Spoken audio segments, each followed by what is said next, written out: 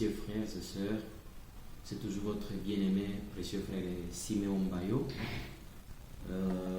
Aujourd'hui, je viens avec un thème qui est intitulé « La voie pourvue par Dieu pour le bénédiction ».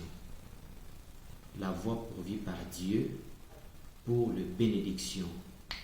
C'est-à-dire, Dieu, il a pourvu une voie pour que ses enfants soient bénis. Mais quelle est cette voie que Dieu a frayée? C'est ce qu'on va aborder pour savoir quelle est la voie de Dieu et quelle est la volonté de Dieu. Parce que ce n'est pas dire que les enfants de Dieu n'ont pas droit aux bénédictions, ils ont uniquement droit au royaume des cieux. Pendant que nous vivons dans ce monde en attendant l'enlèvement, Dieu n'a pas voulu que ses enfants aussi puissent souffrir. C'est pourquoi il a frayé une voie pour la bénédiction, pour avoir de bénédiction. Pour que les enfants de Dieu soient bénis, Dieu a pourvu une voie. C'est ce qu'on va aborder aujourd'hui. Et Dieu a pourvu une voie. Avant de commencer, nous allons d'abord lire la parole de Dieu avant d'entamer notre thème. Nous allons directement prendre le livre de Malachie 3 pour savoir quelle est la voie que Dieu a pourvue pour nous. Nous allons prendre Malachie 3, Malachie chapitre 3, au verset, nous allons commencer à partir du verset, au verset 10. Et là, nous allons descendre pour voir ce qu'on peut, ce qui nous dit la parole de Dieu.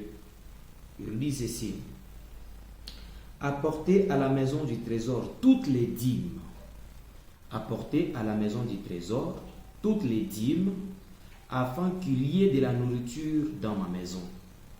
Il dit: mettez-moi de la sorte à l'épreuve, dit l'Éternel. Il dit: mettez-moi de sorte à l'épreuve, dit l'Éternel des armées, et vous verrez si je n'ouvre pas pour vous les écluses des cieux, si je ne répands pas sur vous la bénédiction en abondance. Pour vous, je menacerai celui qui dévore, et il ne vous détruira pas le fruit de la terre. Et la vigne ne sera pas stérile dans vos campagnes, dit l'Éternel des armées. Toutes les nations vous diront: heureux, car vous serez un pays de délices, dit l'Éternel des armées. Ici, nous venons de lire la parole de Dieu.